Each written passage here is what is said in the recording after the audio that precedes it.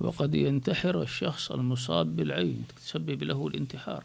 Edhe mësyshi domodin ka mundësi me shkaktuar jetën njeriu vetvrasje. Njeriu domodin nga fuqia e mësyshit të bën vetvrasje. جاء في حديث Është një hadith i saktë që është në Sahihun e Xhami Saghir, Imam Suyuti rahimahullahu taala, që Sheikh Albani ka vlerësuar si hadith të saktë, se mësyshi ka mundësi me ju lidh njeriu, me ju nda derisa ta çon majet një malit dhe ta hudh ai veten e vet nga mali për të bërë vetvrasje. Thot andaj na kur i pyesim disa njerëz të mund nga mësyshi, çka ndjen, thot ndjej, thot dëshirë për bërë vetvrasje. Subhanallah. Thot e kam një rast që ka qenë prindi i një shokut tem, njëri që është fal vazhdimisht në saf të parë, thot më thiri shoku jam para sabajt, hoxh, hajde t'ja falish namazin gjenazë babës tem, thash namazin gjenazë babës tan, ta po se ka vdek.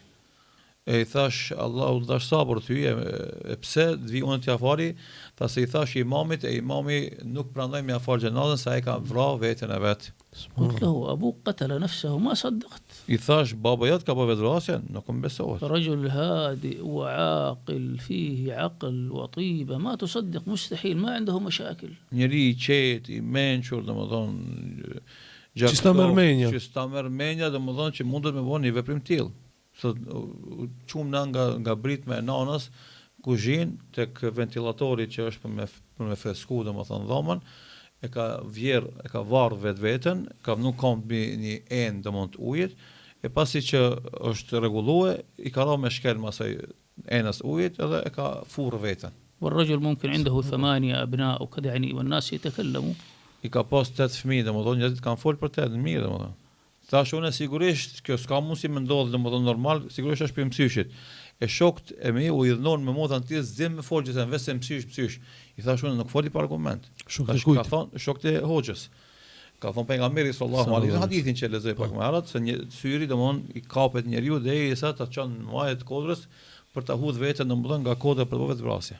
Pyeta mos ka pas problem mes tij dhe nanës tuaj, natën ka thënë jo, mes tij dhe dikujt jo, ai çasni problem s'ka pas kur.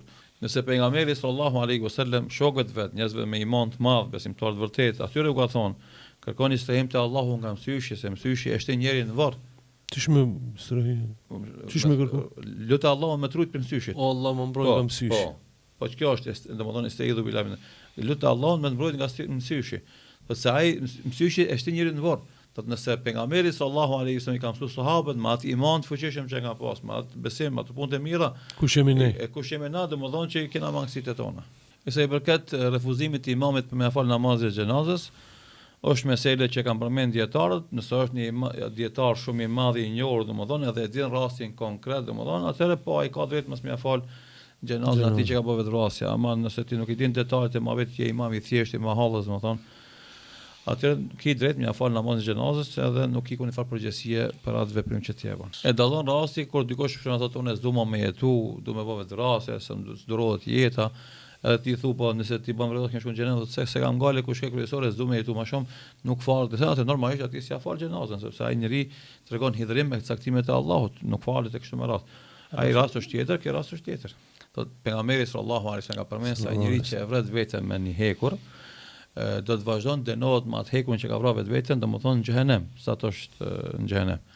Edhe ky hadith tregon se ai njeri me vetdije, i vetdijshëm, domethënë plot vetdije ka vrarë veten e vet, ka lëmtuar edhe ka dëmtuar veten e vet, dhe ashtu ka me vazhdu të dëmtuar edhe në xhehenem.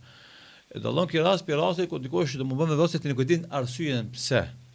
Çka ka shtyr atë në këtë veprim, si e ka vënë këtë veprim, sepse në këtë rast ky njeri trajtohet si njeri i çmendur ose njeri domethënë me mungesë të vetdijes në momentin që e bën këtë akt. Ja. Hoc, ty po duhet të parashtru këtë pyetje, mëse jemi këtu se do të jetë e shikuar kjo pjesë, mësyshi dhe vetvrasja. Çka është mësyshi për shikuesit e rinj që s'kan haber me fe? Mësyshi është, do thotë nëse ti e shikon me pëlqim një njeri, pa thonë masha Allah te barakallah. Edhe nëse është ai burri 43 vjeçar që sa i heshëm. Se është më rëndësi, domethënë nëse ti e shikon me pëlqim dhe lakmi, një diçka, njeri qoftë, kerr qoftë, biçikletë qoftë, fëmijë qoftë, i madh qoftë, shtëpi qoftë, çka do të shefti me pëlqim dhe lakmi dhe nuk thu masha Allah te barakallah. Atëherë ti e merr mësysh atë, domthon shikimi yt ndikon te ai dhe e dobson atë, e smun atë.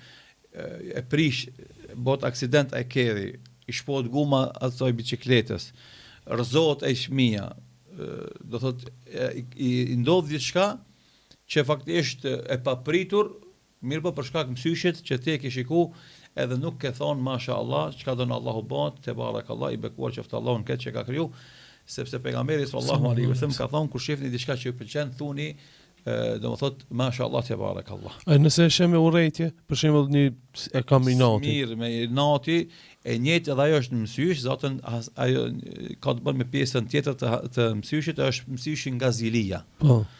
Domethënë edhe kjo ka qenë vepër e njohur tek hebrejët në kalumen, pastaj edhe idhujtarët e kanë përdorur me pejgamberin sallallahu alaihi wasallam, kanë shikuar me shikim smire, zilie për ta smu pejgamberin sallallahu alaihi wasallam dhe për ta nal hovin e thirrjes së tij. Pra domon kur e shikon njeriu me pëlqim apo lakmi apo nga me smir edhe me zili dhe nuk dhe ja dëshiron të keqen atij, atë normalisht dëmtohet nëse ai njeri që shikohet me këtë formë nuk është i mbrojtur me lutjet fetare që themi na dhikri i mëngjesit edhe mbrëmjes, këndimi i surës Fatiha ose ajeti Kursis ose ajeteve të fundit të surës Bakara, Ikhlasi, Feleko dhe Nasi, kështu me radhë këto lutje që me to e mbron Allahu i Madhërisht njeriu nga çdo sherr i çdo krijese, njeri qoftë apo gjin, për të cilën kemi të folur deri tash.